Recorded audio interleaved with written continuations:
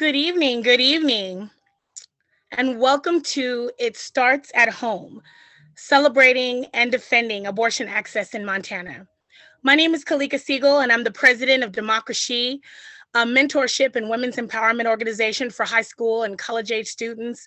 I'm an intersectional feminist committed to political action and advocacy for reproductive justice, and I'm so glad to be with you for this critical cause. I will be one of your co-MCs tonight, along with Sarah Aswell, who will be joining us a little later in the program. And before we get started, we would like to first acknowledge that our work for reproductive justice is being done on stolen land. And we acknowledge the theft and the blood spilled on tribal and indigenous grounds that has allowed our work to be possible. We have an action-packed event lined up for you this evening designed to empower, inspire, and engage you on this critical issue. We've also dedicated some time tonight for you to take direct action on some current legislation for equal access to abortion coverage in defense of women's human rights and their bodily autonomy. We are joined by some of Montana's favorite musicians, including award-winning jazz musicians MJ Williams and Ann Tappan, singer-songwriter Judy Fiel, comedian Sarah Aswell, Montana's poet laureate Melissa Kwasny, and special guests Denise Janot, former Montana Superintendent of Public Instruction, and Montana State Representative Alice Buckley. Tonight's event is sponsored by the Montana National Organization for Women, the Susan Wicklund Fund, and Montanans for Choice.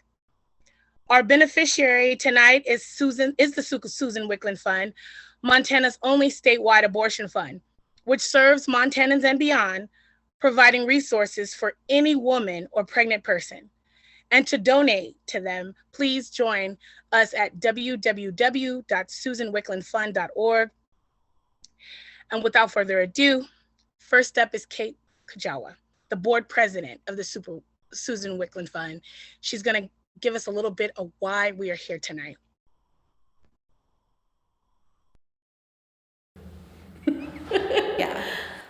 Okay, so my name is Kate Kujawa. I am the board chair for the Susan Wicklund Fund.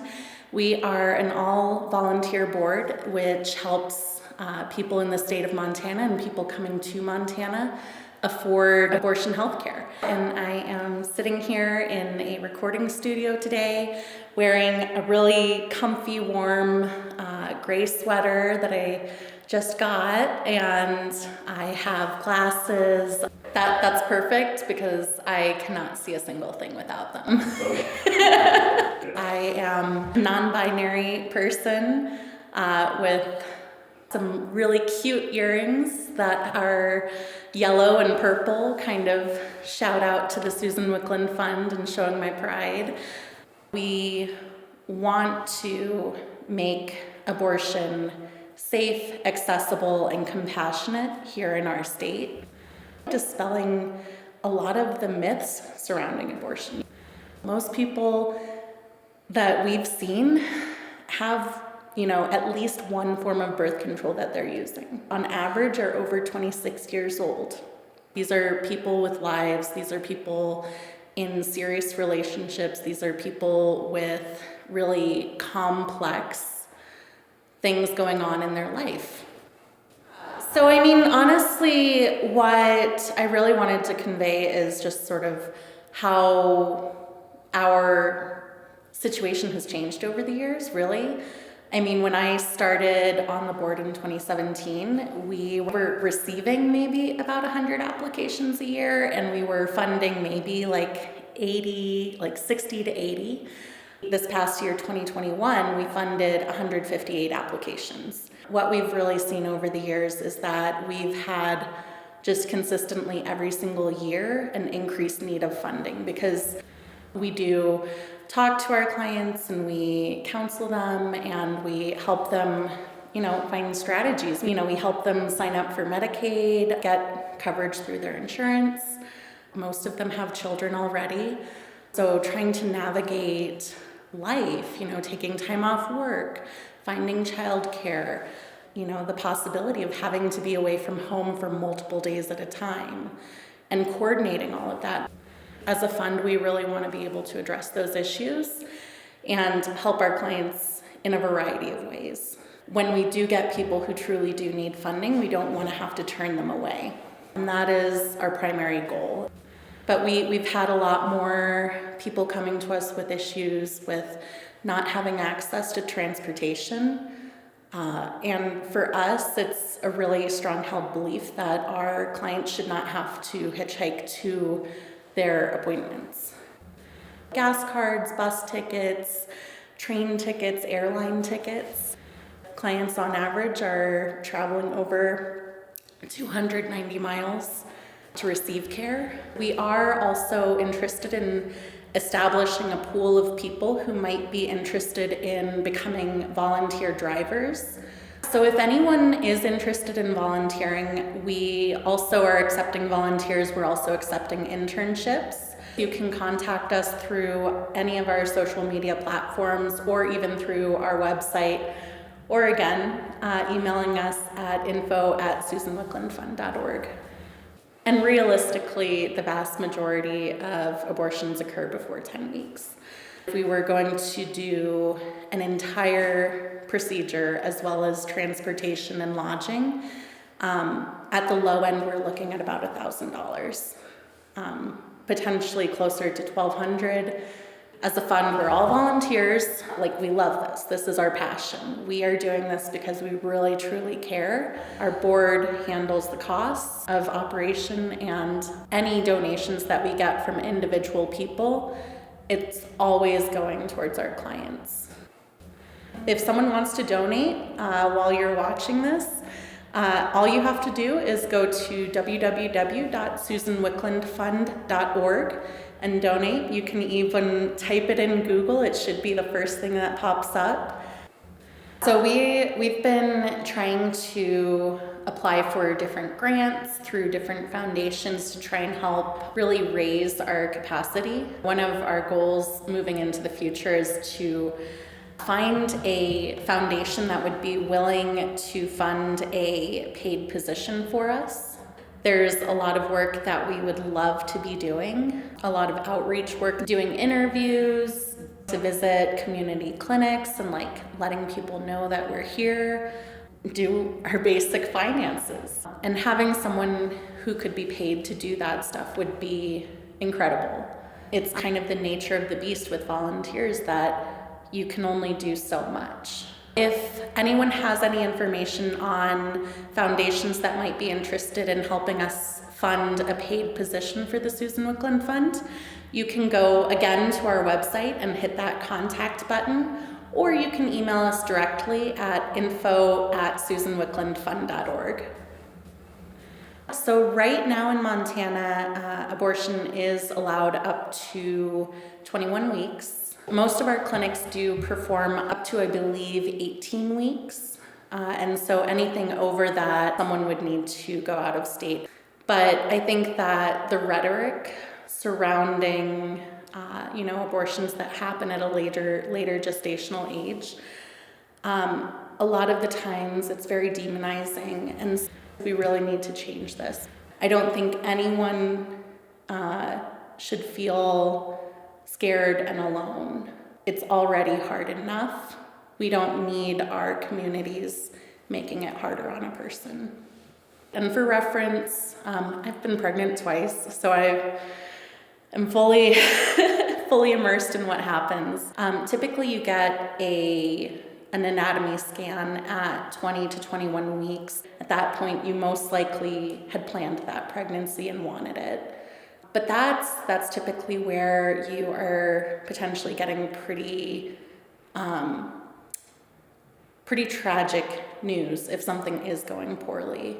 Or sometimes you have to wait, weeks or months to find out if the pregnancy is viable. And now you have those pregnancy bills, but now you also have to try and find a way to get out of state, to get an abortion, and again, coordinate care, coordinate with your job. It's a lot. A lot of the time it is time sensitive, where we have to raise a huge amount of money in just a few days. We've had clients who have had to find funds for over $20,000. Who has $20,000? That would ruin my life. And that's all something that has to be paid up front before anything can happen. And we have to recognize that that is a huge barrier. This past year, I spent about 3 full days just calling other abortion funds around the country, basically like begging just to make sure that I could get up to that $20,000 that our client needed. As a fund, being able to say, we're going to help you. And also, we're just gonna be there. You know, you can call us any day, anytime, text us even. We'll check up on you. So I think one of the really important messages that I've wanted to tell people this year in particular is to break down barriers. We really need our supporters to be change makers in their communities, sitting at the bar, at the coffee shop, in your living room, having really vulnerable and compassionate conversations about what abortion healthcare looks like in the state of Montana. Having communities that are outwardly supportive and who are ready to offer compassion and being a safe person that anyone can turn to is really what is going to change, you know, the narrative around abortion in our state. Thank you. Well, next, it's an honor to be able to present to you the namesake of the Susan Wicklund Fund herself.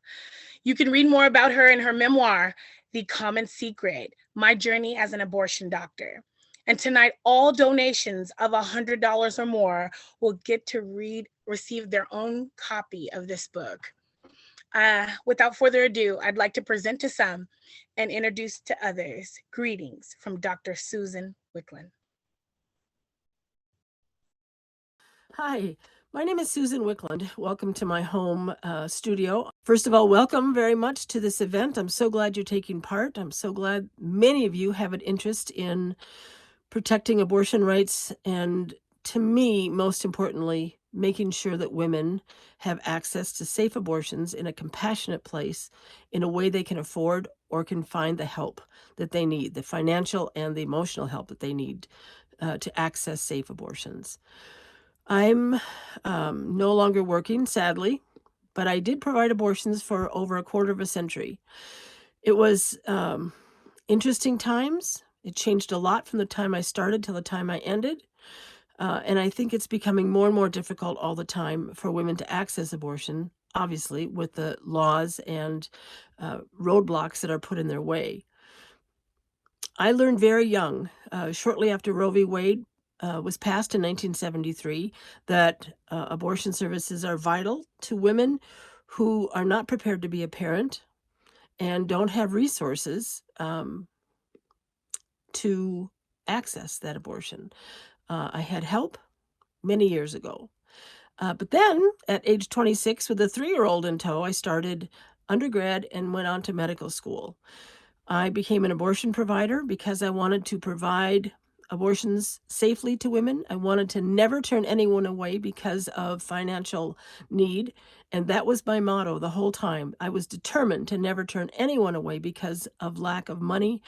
And because of that, eventually a fund was needed to be started at a clinic I had in Livingston, Montana, that helped provide resources for women in need.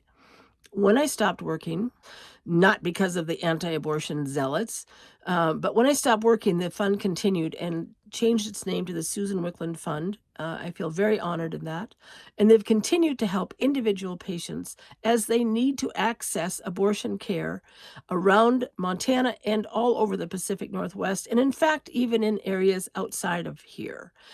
The fund is vital. They're an amazing group of women that are running the Susan Wicklund Fund, and I am very grateful to them. I hope the fund continues for years and years. I'm sad that it's needed, but it certainly is. Please, if you can help, provide any resources to the Susan Wickland Fund, you can rest assured that it goes to the individual women. It makes a huge difference in women's lives. I still get stopped by women routinely thanking me for the care that I provided for them and telling me how much it changed their lives for the better, obviously for the better, and grateful that there are still services available in Montana. The Susan Wickland Fund is determined to help those individual women, to get them to places that are safe and compassionate, and to help them with the resources they need to access the reproductive health care. Many organizations are out there working on the political end of it, the politics, the elections, the laws. The main focus of the Susan Wickland Fund is to help the individual patients. And please know that anything you donate is going to go to those women. It's important. Keep your chins up. Keep fighting. Thank you. Bye.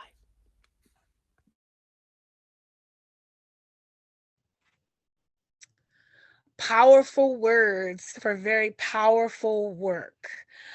To donate to this critical cause or get more involved, you can go ahead and visit www.susanwicklandfund.org.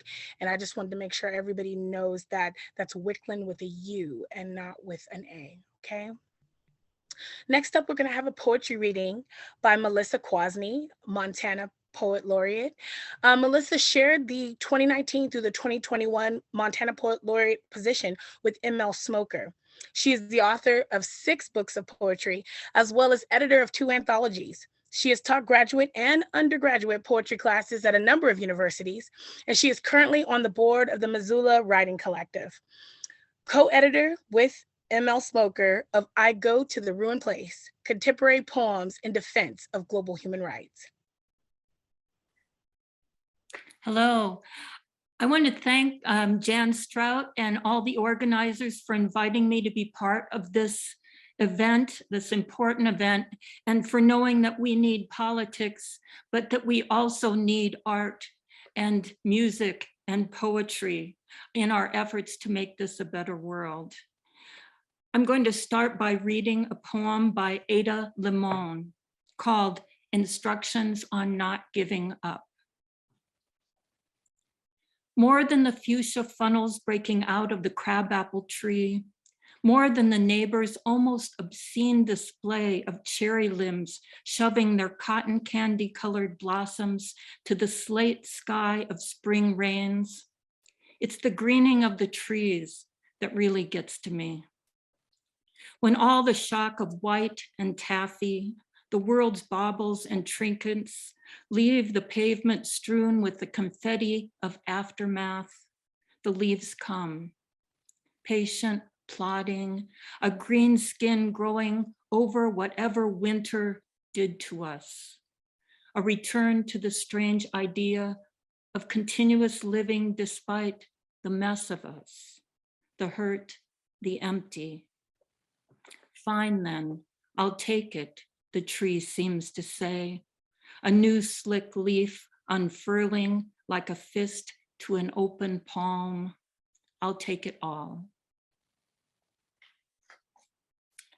I'm sorry that my co-poet laureate, Mandy Smoker, is not able to be here. She is off advocating for better outcomes for Native children in the public schools, which is her full-time job. I was 18 when Roe versus Wade was decided. But it was 2 years before that, when I was 16, that my 15-year-old sister became pregnant and had to have an abortion. My father put her in a car and drove her to New York, where it was semi-legal. And it was not a very good experience for anyone, as you can imagine. I'd like to dedicate this poem to my sister.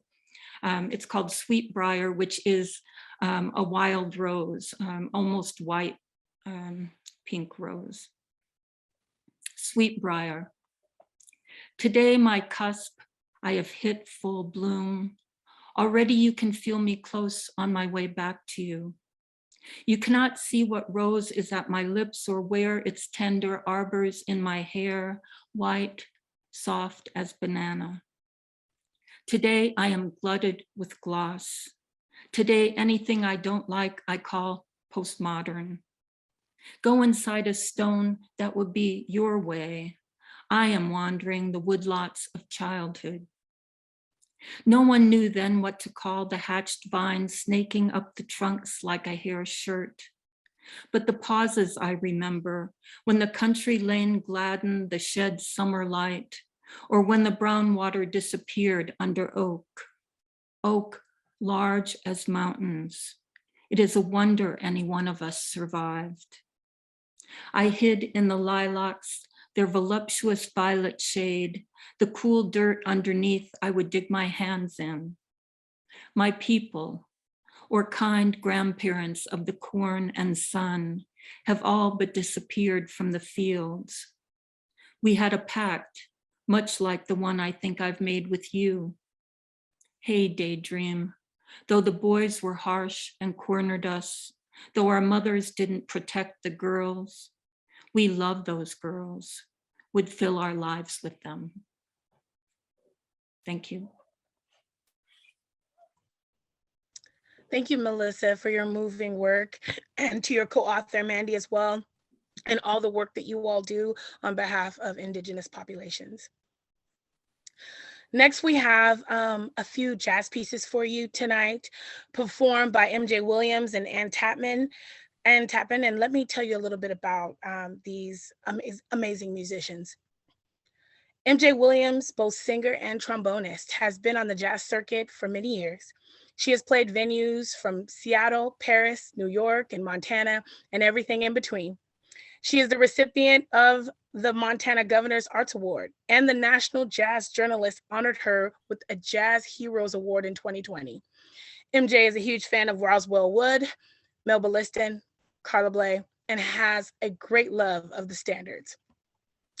Ann Tappan is also a busy musician as she performs, educates, and composes in the Bozeman area.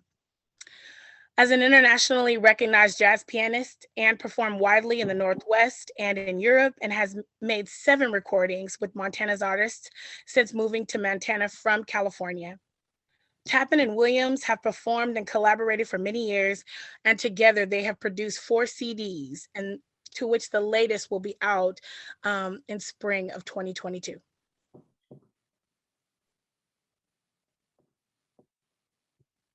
This is my friend MJ Williams, and she's got a really wonderful shiny shirt on with a gold necklace. And she and I've been playing together for a really long time, so we're super happy to be here in this environment. Yes, and I'm MJ Williams, and Anne has just received a lovely haircut and has beautiful turquoise earrings on. And yes, we've been playing for a really long time. And so this space, which we are in at the Emerson, is a great studio with a wonderful piano, and that is pure joy. And we are, I think I can speak for Anne to say that we are honored to be part of this Susan Whitland fundraiser event with all these great activists and activist artists. And it's a great effort, and so we're grateful.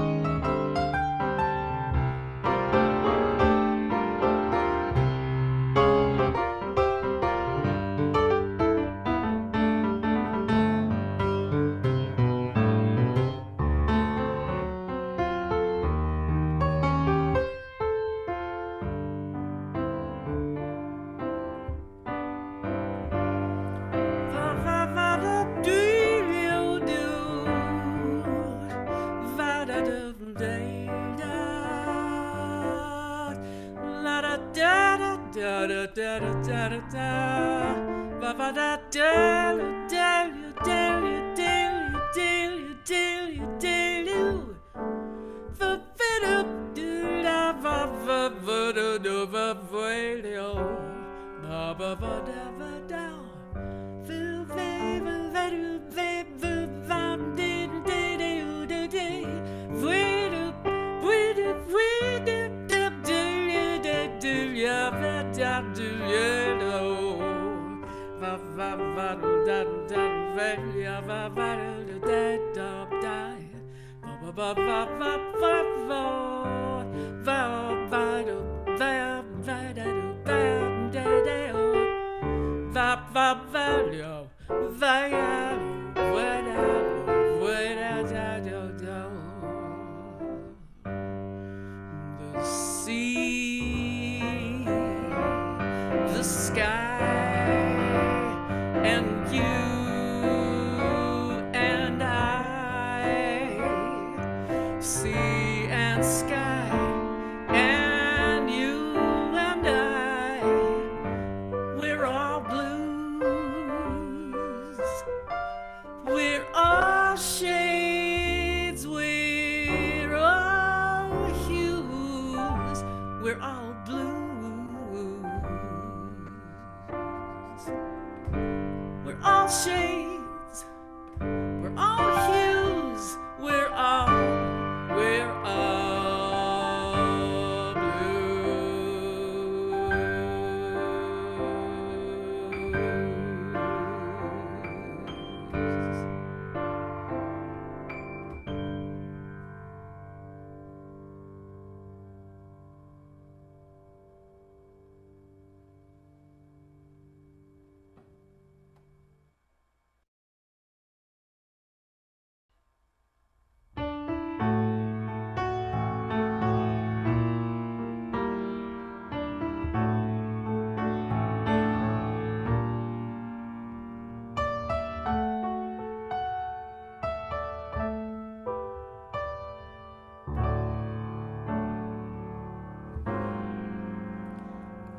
Afloat and all at sea, the stars align in threes. They're so fine and free in blue and in green, like leaves on endless trees. Come climb the sky with me. Come here and come to see melody in perfect symmetry, in love, in light, in key.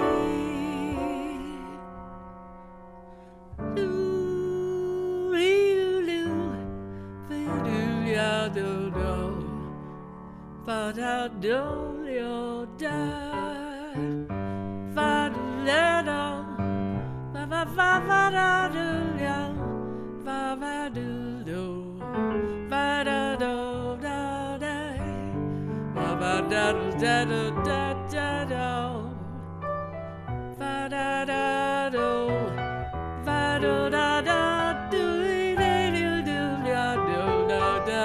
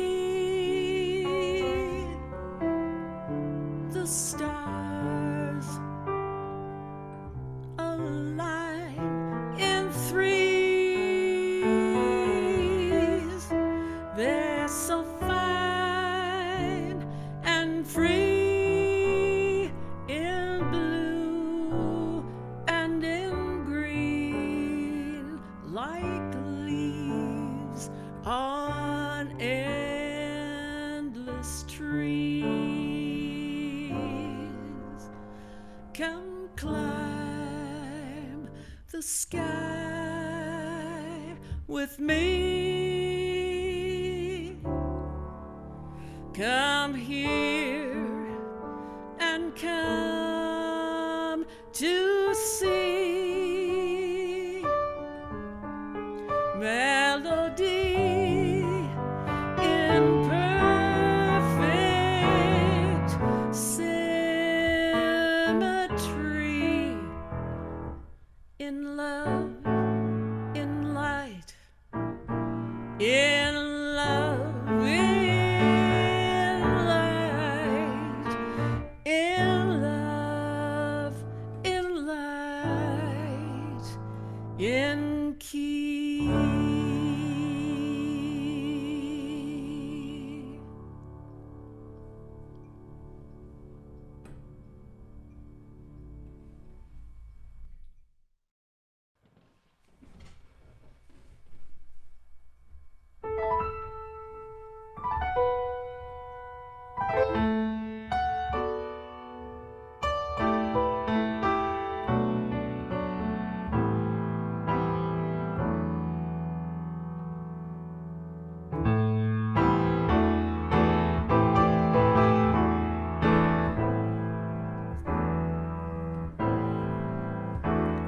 She is a weaver of dreams, floating on air with the song she plays. She is like a bird, and she syncopates the melody and words. She plays the jazz, so they say it's the sound of then today. Weaving the sound to and fro, solo and duo and high and low. Melodies of love to the spirits listening and the ones above. Read between the lines, so they say it's the sound of then today.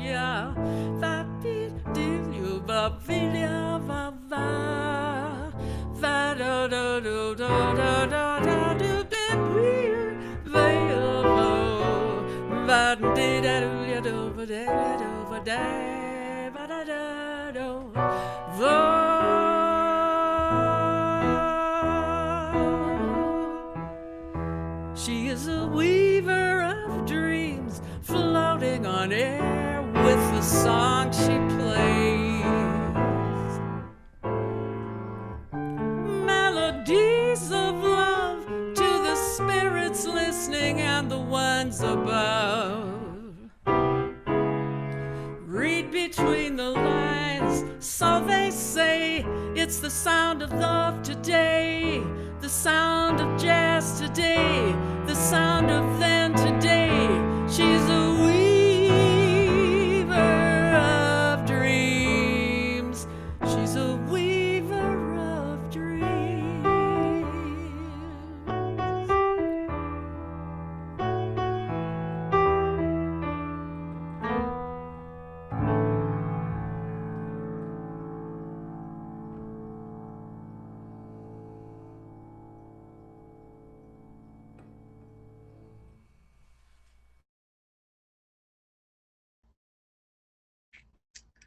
Wow.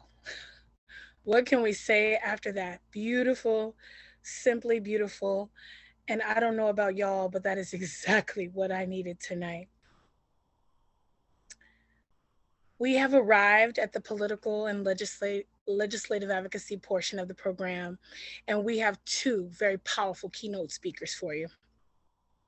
First up is Denise Janot, who is the former Montana Superintendent of Public Instruction and was endorsed by the National Organization for Women PAC for Congress. Denise's storied career in public service has focused on combating the tragedy of educational injustice, investing in opportunities for institutionally undeserved people, and tearing down the pillars of systemic inequality. Her career includes many historic firsts.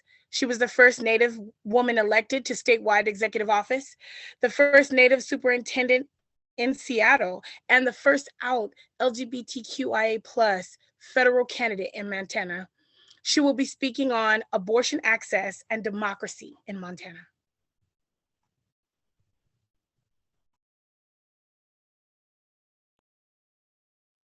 Hi everyone, thanks for having me.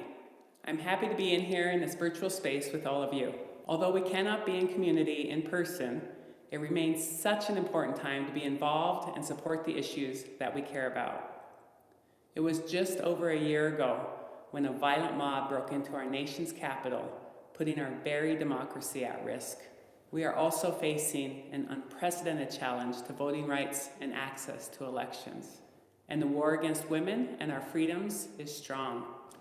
Like many of you, I come from a long line of strong women. Women who raised families, women who chose not to raise children, women who raised hell, women who stepped up to speak truth to power, women who ran and served in elected office, women who marched for justice, women who marched for reproductive freedom, women who marched for access to abortions, women who continue to march holding signs that say, "I can't believe I still have to protest this crap."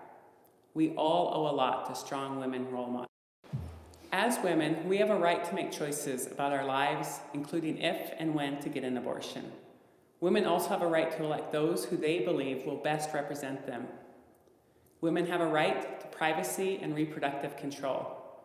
We must elect people who will protect abortion, access to contraception, provide comprehensive sex education, and promote all aspects of reproductive health and justice. The late, great John Lewis said, "The vote is precious. It is almost sacred.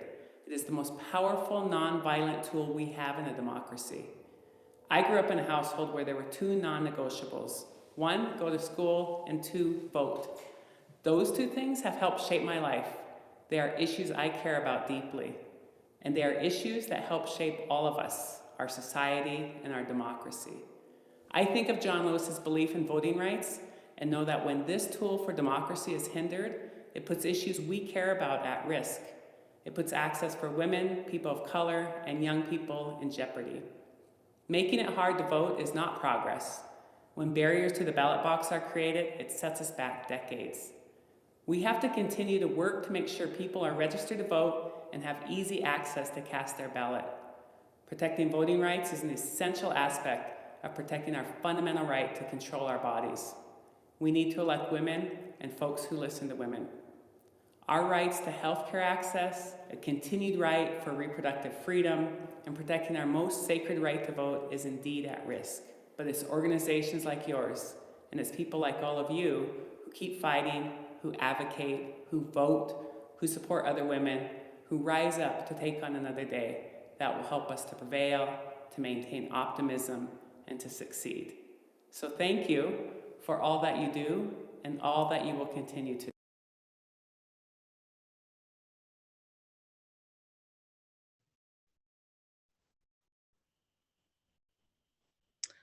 She is right. We have got to end the barriers to the ballot box to see a future for reproductive freedom.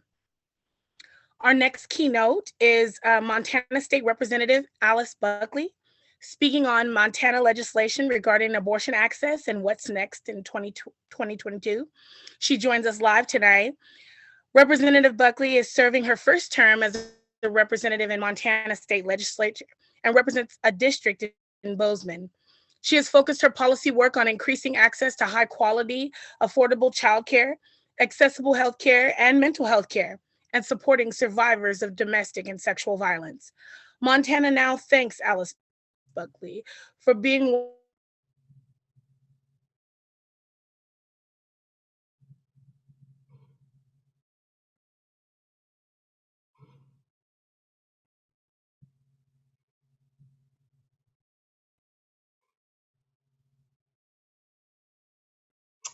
Hi, everyone. I hope you can hear me all right. Can I get a yes, you can hear me? Okay, perfect. It is so good to be in this space with all of you tonight. Thank you for having me. I'm Alice Buckley. I'm serving as a representative in the Montana State House.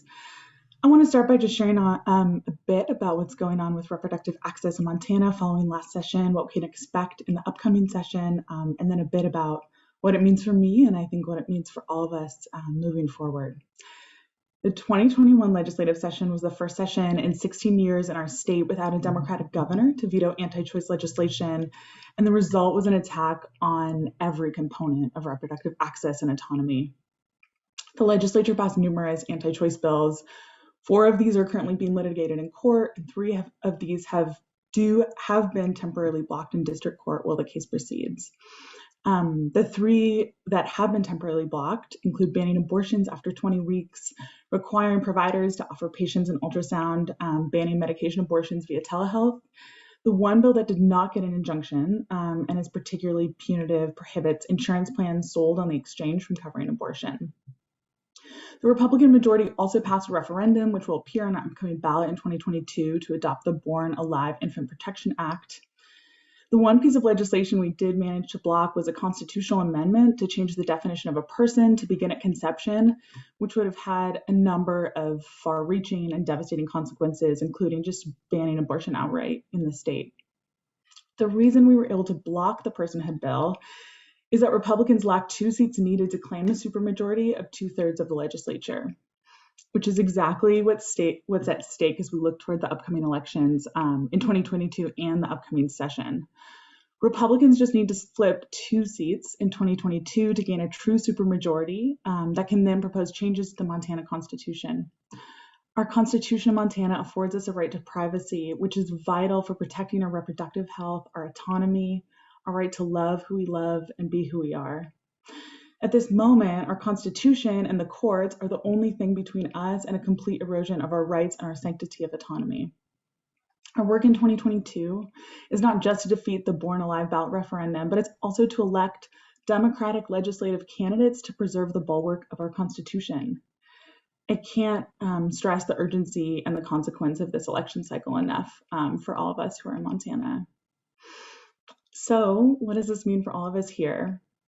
I've been thinking a lot recently about the work of caretaking for ourselves and the work of caretaking for each other.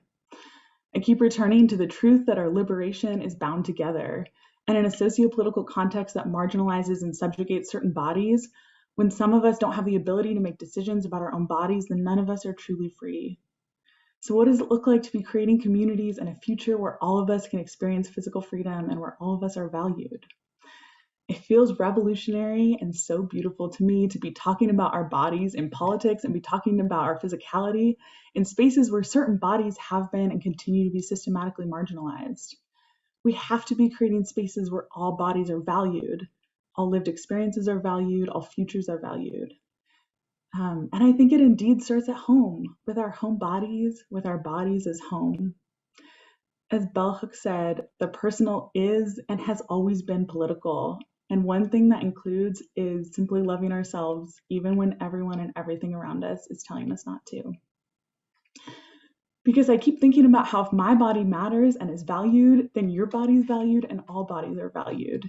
And if we broaden these stories and the scope of who matters, we realize we can't talk about reproductive access without talking about trans rights, immigration policy, legalized religious discrimination, and all of the barriers that keep us from being able to live our lives fully and honestly.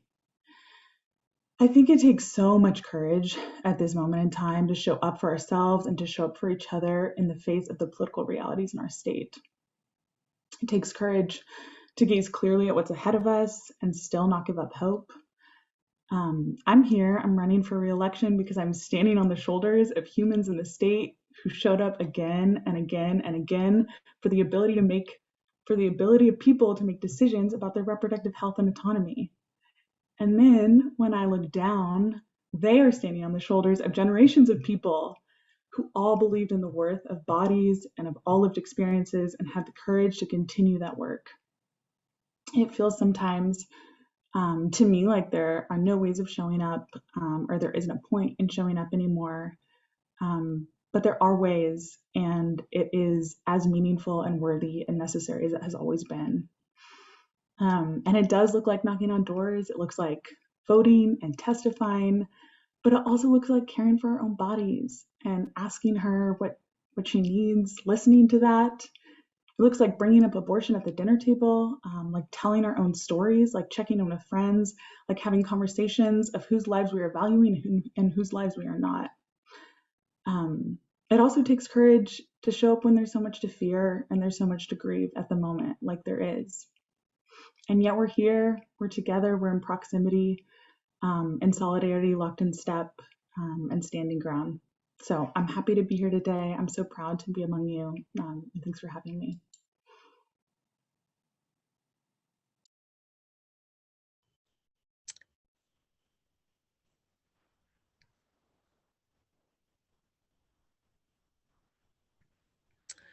Thank you, Representative Buckley, for all that you do. She stepped in here quoting Bell Hooks, y'all. It takes courage to do this work in a red state. Are y'all fired up? I promised you we do some advocacy tonight, and we will not disappoint. We will deliver. I'm fired up. I hope y'all are too. Tonight's call to action will be two pieces of current legislation.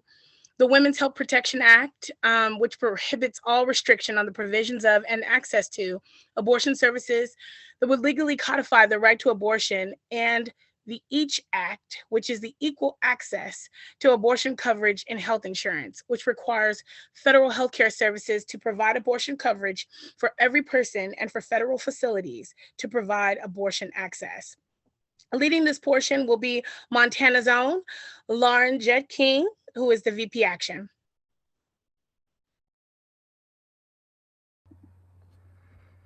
Hello everyone, welcome. My name is Lauren Getty King. I am the Vice President for Political Action for Montana's chapter of National Organization for Women. So since its inception in 1966, NOW has brought together diverse activists to form a movement to address 6 priority issues. And we uphold these priorities as part of our work in the state of Montana and nationally. These include economic justice, constitutional equality, indigenous justice and racial equity, LGBTQIA+ rights, ending gender-based and all forms of violence, and reproductive health and rights, which is what brings us together today. This means that since 1966, or 7 years before Roe v. Wade, NOW was working to see a future wherein people could access safe and legal abortion in the US. And while we have certainly been celebrating the victory of the Roe decision for the last 49 years, we know protection of these rights and realistic, reliable access to abortion has not been experienced by all people.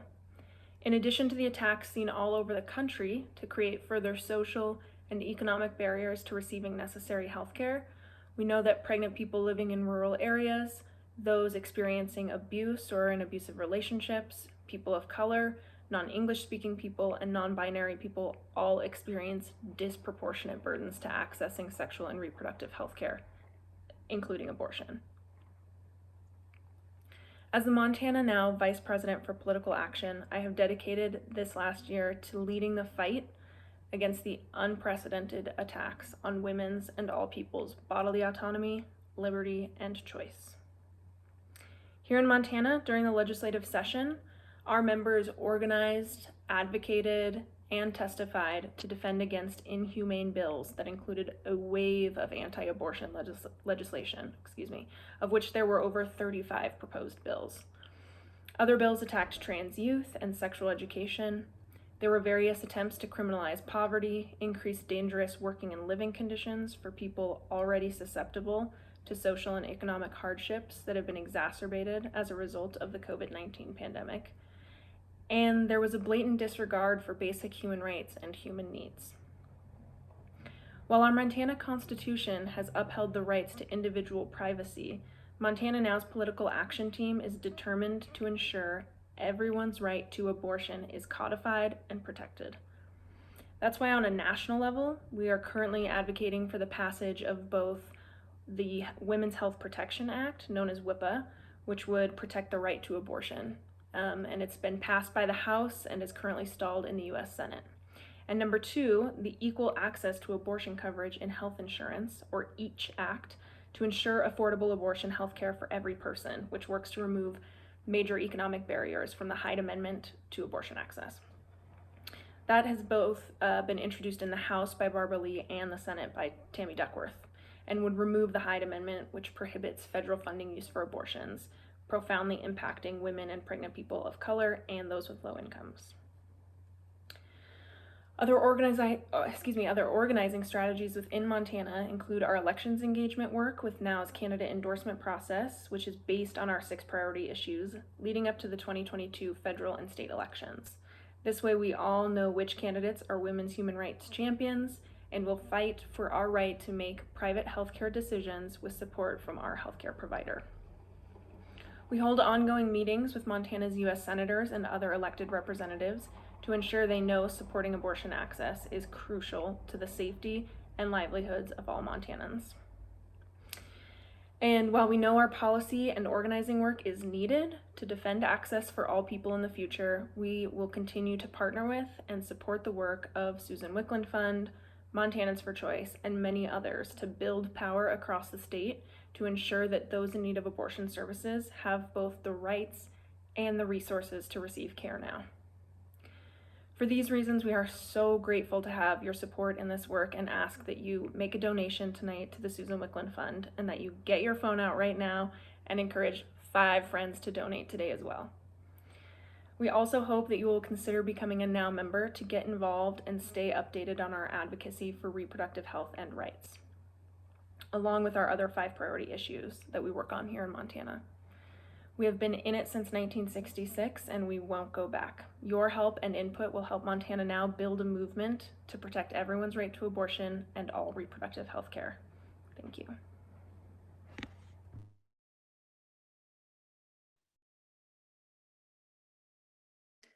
Thank you so much, Lauren. Hi, I'm Sarah Aswell. I'm going to be taking over as MC for the remainder of the night. And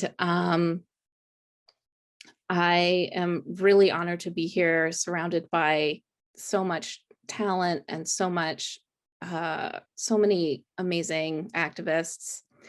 And we have a few more things to go through tonight. I'm going to be performing comedy next, which is okay because I'm a comedian. I'm a comedian and writer. I'm located here in Missoula, and I have been a huge supporter of the Susan Wickland Fund since I found out about it. And I do a comedy show every year with all of the women and people of marginalized genders here in Missoula to raise funds. And it's a really important thing for me. I had an abortion when I was 22. And I was about a month away from going to graduate school here at the university for creative writing. And if I did not have access, I often wonder what my entire life would look like. And I think about that a lot. and it has really influenced my entire life and also my community work. One of the things that I do as an activist here in Missoula is try to get more women and people of marginalized genders on stage telling jokes. And while that seems maybe not as important as what we're talking about tonight, I think it is connected. I think that having women telling their stories on stage is part of this fight, having women tell their stories and hearing women's voices. And yeah, I do think that it's all connected and good. And now I'm going to tell you some jokes that have nothing to do with abortion rights or women's rights, but they also do in a way, because I wouldn't be here at all. And it's about storytelling and connecting. So I'm going to tell jokes. So I'm really excited to be here tonight, and I am really excited not to be putting my kids to bed tonight. I have 2 little girls. They are 9 and 7, and every single night they want to listen to the same book over and over again, which is The Ugly Duckling. And The Ugly Duckling is like the weirdest book that exists, I think. I feel like a lot of children's books, they have like lessons or morals to them. And, you know, like The Tortoise and the Hare is about how slow and steady wins the race. Humpty Dumpty is about how death is forever.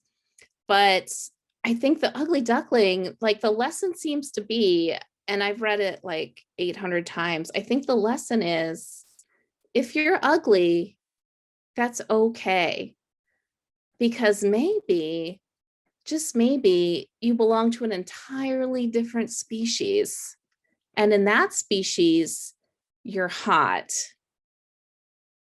Now, is that a lesson that we want to teach to our children? Like, oh, it's okay, Bobby. Like, you're not a totally disgusting human. You're a super, super attractive manatee. We think, go to the ocean, Bobby, and it's going to be okay. And we'll probably have to read that book again after this call. Maybe that's another reason for abortion. No, I'm just joking. I love my kids. But what else? I got a new haircut recently. I cut all of my hair off, as you can see. I have to say that both of my conservative parents hate it. My dad said, "You look like a dyke." And my mom said, "Your ears are going to get cold." And I said, "Mom, you know, my ears are not going to get cold. They're going to be smushed between ladies' thighs all winter long." It's very toasty. They did not enjoy that comment. I got a new trash can recently. It's very easy to get a new trash can. You just go to the store, but it's very, very difficult to get rid of your old trash can, as I have found out. I put my old broken trash can out on the curb with its friends, and the garbage men came and they emptied all my other trash cans and put them back and just left my broken trash can there.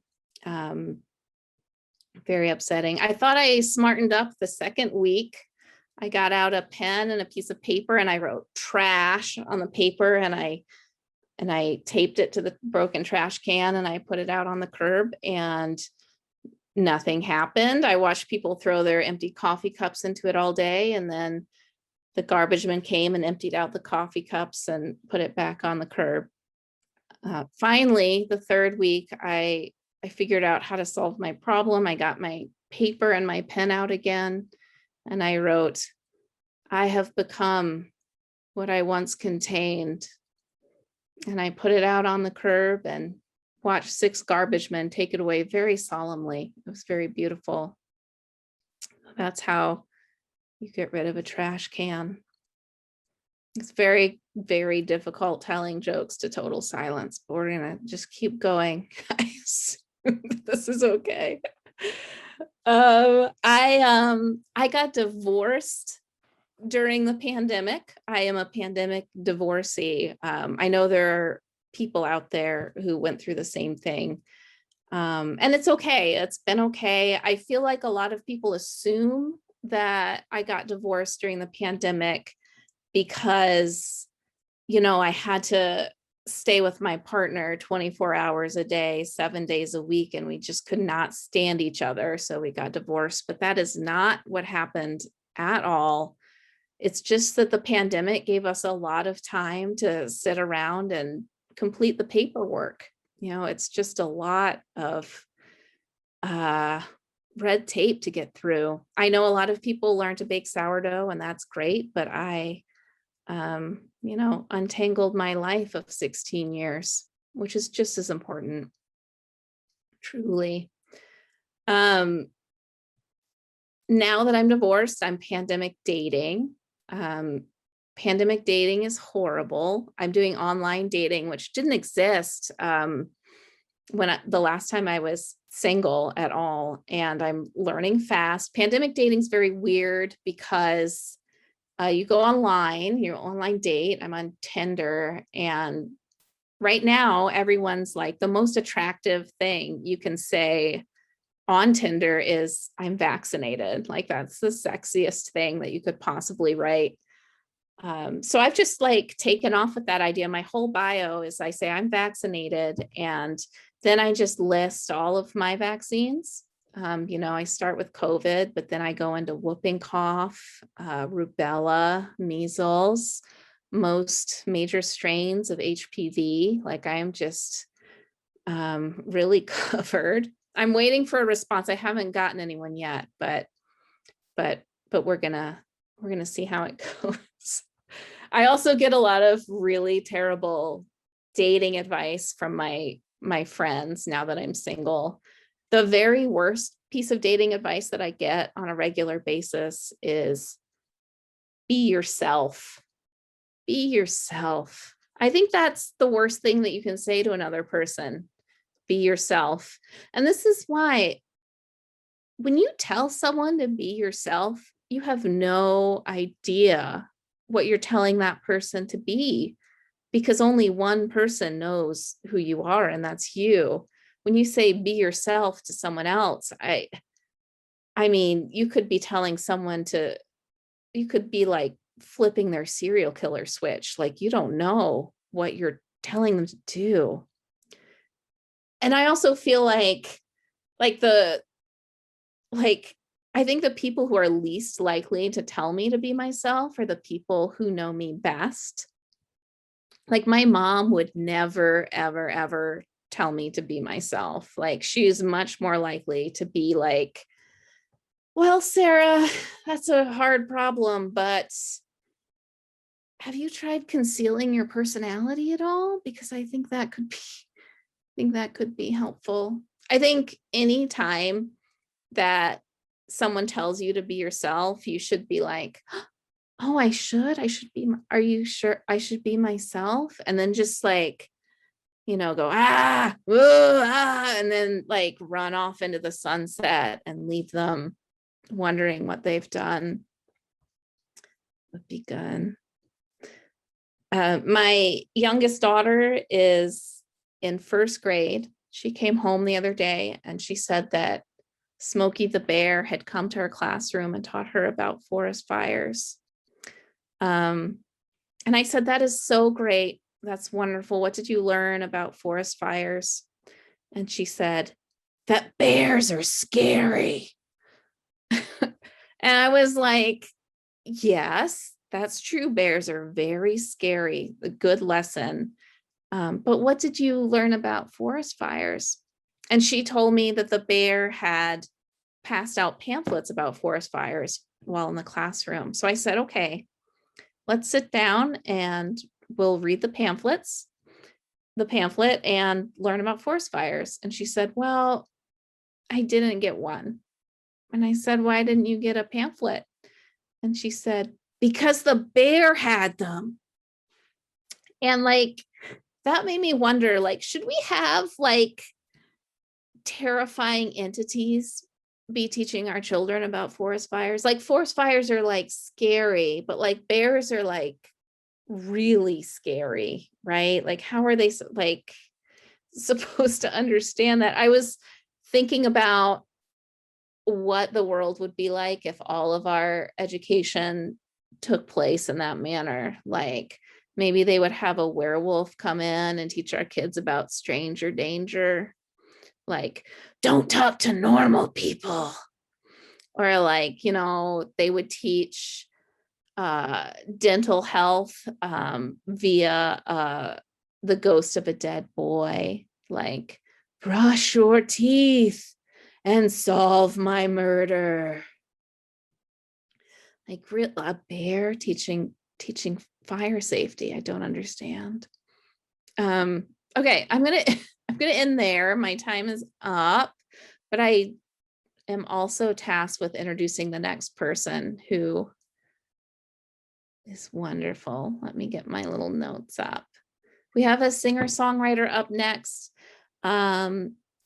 Judy Fiel is a musical activist who has showed up time and time again for women's choice, bodily autonomy, and human rights. She's sung and written songs worth singing to inspire action. 1986 Now March for Women's Lives in Los Angeles, 1982 San Francisco's Rally, and in Montana all the time, from Pride events to Martin Luther King Jr. Day gatherings, the 2017 Women's March, which the anniversary just happened, I think today or yesterday, and most recently, the 2020 Montana March for Reproductive Rights at our state capitol. That's amazing. I love when art and activism intersect. Judy is also the co-founder of the Montana Women's Chorus, which is totally cool. Please welcome Judy. Okay. Hi, everybody. I can't tell if I'm on. Am I on? I'm on. Okay.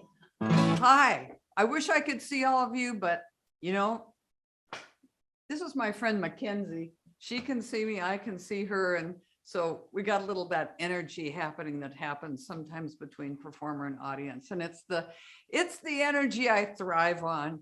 And I'm so thankful to Jan Strout and the others who organized this tonight. This is a job that needs to be done. And I, for one, having lived through the 60s and the 70s and the 80s and the 90s, we're going on now. I am just so happy to actually hear people say abortion.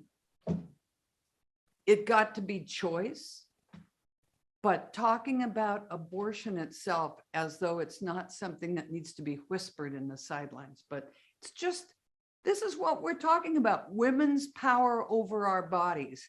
So here we are. And this is a song that I wrote for the 1986 Los Angeles March for Women's Lives, sponsored by Now. It's called Do Not Tax Our Bodies. We work as hard as men do and take home half the pay.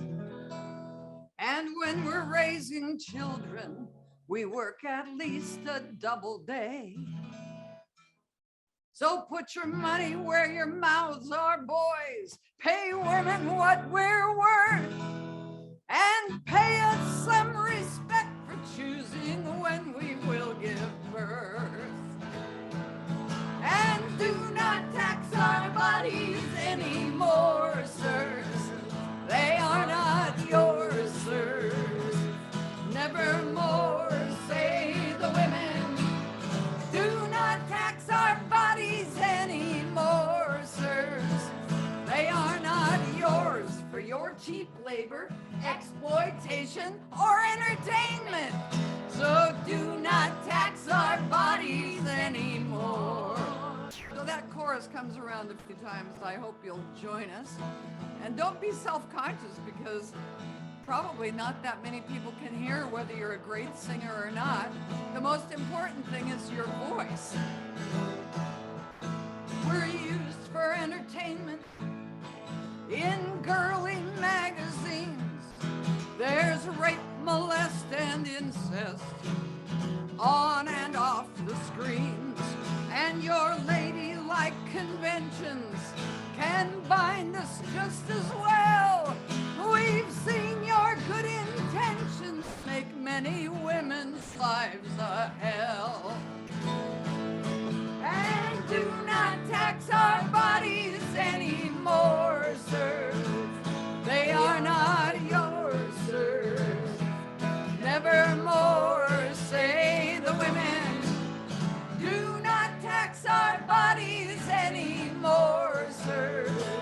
They are not yours for your cheap labor, exploitation, or entertainment. So do not tax our bodies anymore.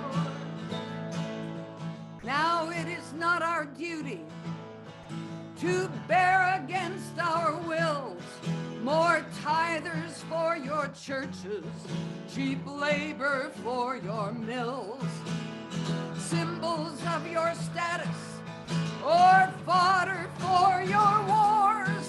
Our spirits, minds, and bodies are saying nevermore.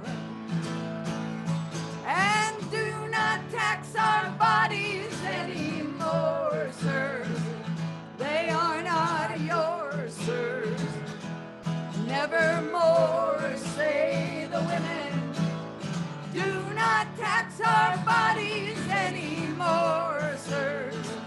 They are not yours for your cheap labor, exploitation, or entertainment. So do not tax our bodies anymore. We want health care and child care for the ones already born. More money spent to educate and none for child porn. We want more than 1 in 5 men to pay their child support. Can you hear us in the White House, in the Congress and the courts? Oh, do not tax our bodies anymore, sirs. They are not yours, sirs. Nevermore, say the women. Do not tax our bodies anymore, sirs. They are not yours for your cheap labor, exploitation, or entertainment. So do not tax our bodies anymore. Now we're marching and we're singing. We will not be used. We have the right to know our bodies. We have the right to choose to have children when we wish to, and not a day before. You have taxed our patience long enough. Do not tax us anymore. And do not tax our bodies anymore, sirs. They are not yours, sirs. Nevermore, say the women. Do not tax our bodies anymore, sirs. They are not yours for your cheap labor, exploitation, or entertainment. So do not tax our bodies anymore.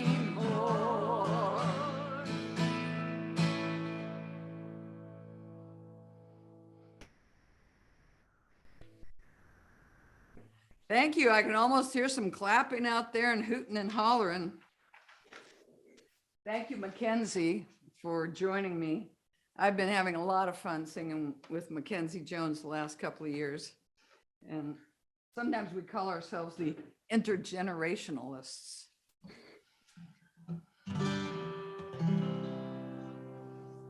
So the next song I'd like to do is one that was written by somebody who changed my life.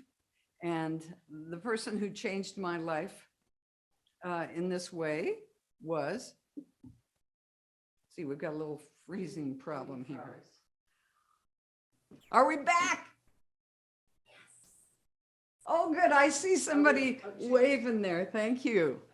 Good. Okay, so as I started to say, I wanted to sing this song because it was written by a woman whose life affected mine so much.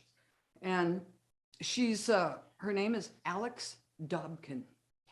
And Alex died last year, but not without leaving an incredible legacy.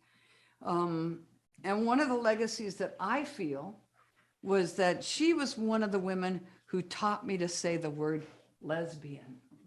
Sort of like for a while, people have been afraid to say abortion. You know, now we just need to say it and not be ashamed of it or afraid of it.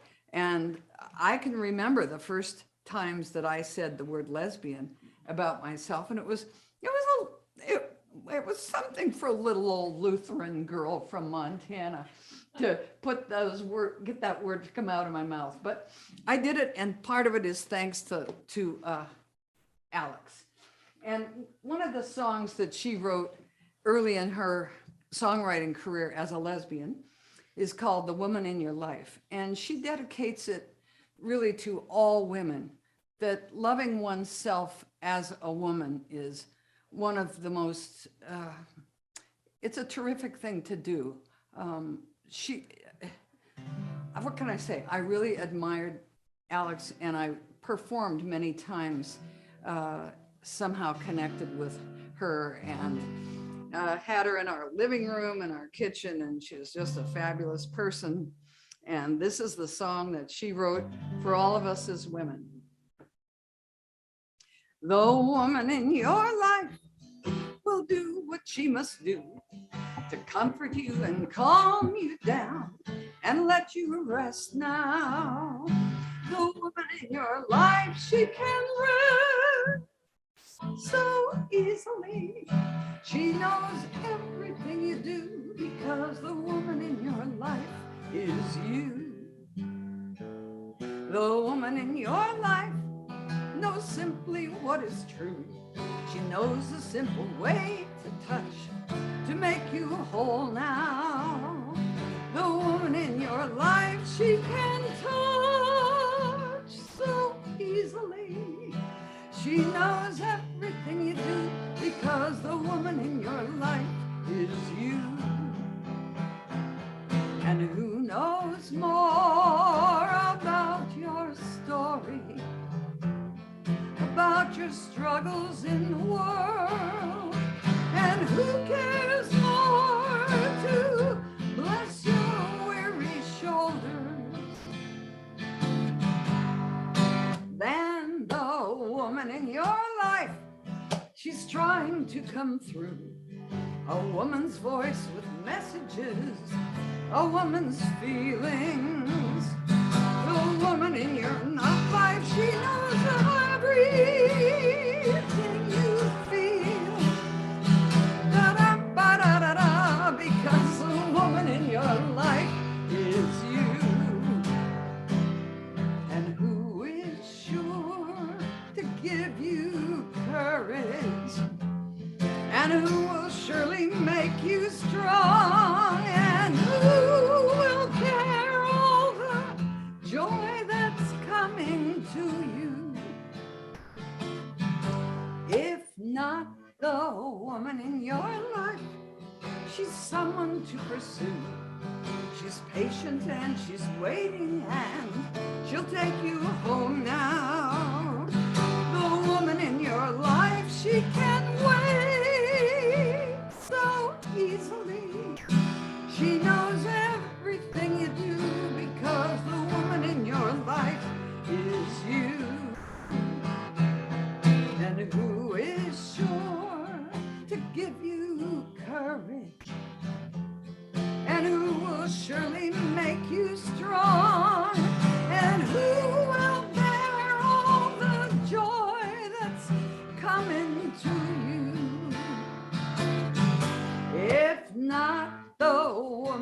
your life. She's someone to pursue. She's patient and she's waiting, and she'll take you home now. The woman in your life, she can't wait so easily. She knows everything you do, because the woman in your life is you. The woman in your life, the woman in your life, oh, the woman in your life is you.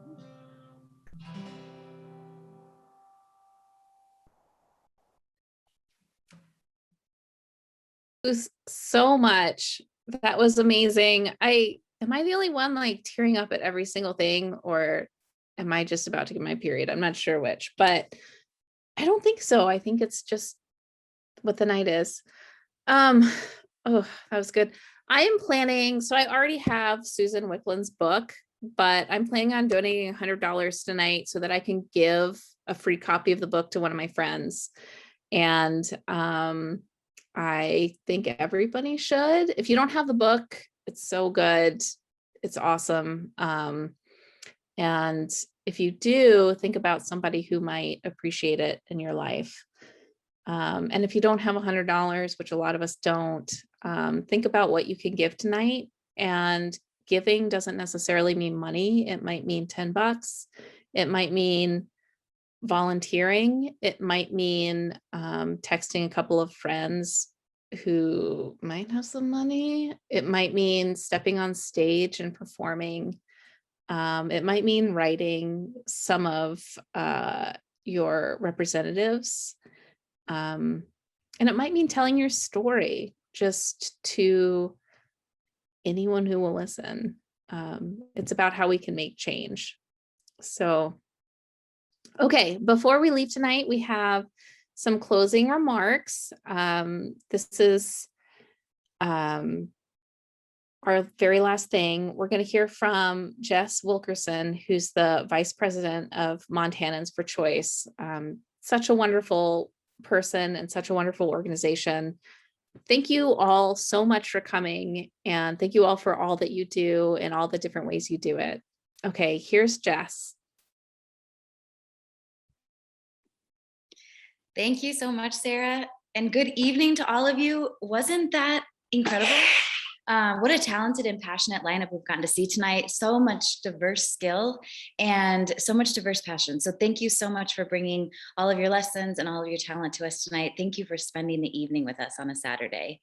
There's nowhere I would rather be than talking about abortion and access in Montana and in our surrounding area, especially on the 49th anniversary of the Roe v. Wade decision. So as Sarah said, my name is Jess Wilkerson, and I'm the vice chair of the Montanans for Choice board. We changed our name recently from NARAL Pro-Choice Montana to Montanans for Choice, which was what we had originally been called when we first started in the state. So we're just returning back to our roots a little bit. I am wearing a black and white sweater dress and sitting in an armchair with a lamp behind me and a couple of musical instruments behind me. And I'm wearing glasses and no earrings, but a nose ring. So I just want to say one more time, thank you, all of you, for being here and for being such generous supporters and such committed supporters tonight. We're so grateful for this community, and I can feel the energy, I can feel the applause all the way throughout the state. As much as we love to be together, it's also nice to be able to reach out to so many people all over the state and outside of the state tonight. So we're grateful for Zoom. And we're just so honored to share the evening with you. So thank you to tonight's sponsors, the Montana National Organization for Women and Women, the Susan Wickland Fund, the Bozeman Arts Live, and Montanans for Choice. We couldn't have put this on without you and everything that you did to put this together. This evening would certainly not have been possible without the dedicated efforts of the following. So thank you, Kalika and Sarah, for your amazing MC skills and for all of the talents you shared with us tonight. Thank you, Jan Strout, Lauren Getty King, Kelly Simmons, Nicole Smith, Sierra McMurray, Kat Hepburn, Devi Cole, Kate Kujawa, Maggie Bornstein, Thomas and his fabulous team at Bozeman Arts Live, you have done so much in the last few weeks to pull this together, and we're so grateful for all the work that you've done. Betsy Danforth, thank you. MSU Students for Choice, thank you so much. To the Big Sky Jazz newsletter, the Country Bookshelf in Bozeman, and to Beth Ann Kennedy. Huge thank you to all of you for being here, and to all of those people and businesses and organizations for helping to put this together and to really solidify why we're here tonight. We are fighting for abortion. Abortion is a fundamental right that we all have a right to access. So please keep in touch with our organizations and consider donating to or volunteering as you are able. You've heard a lot of different opportunities tonight. There's an opportunity to get Susan Wickland's wonderful book if you donate at least $100.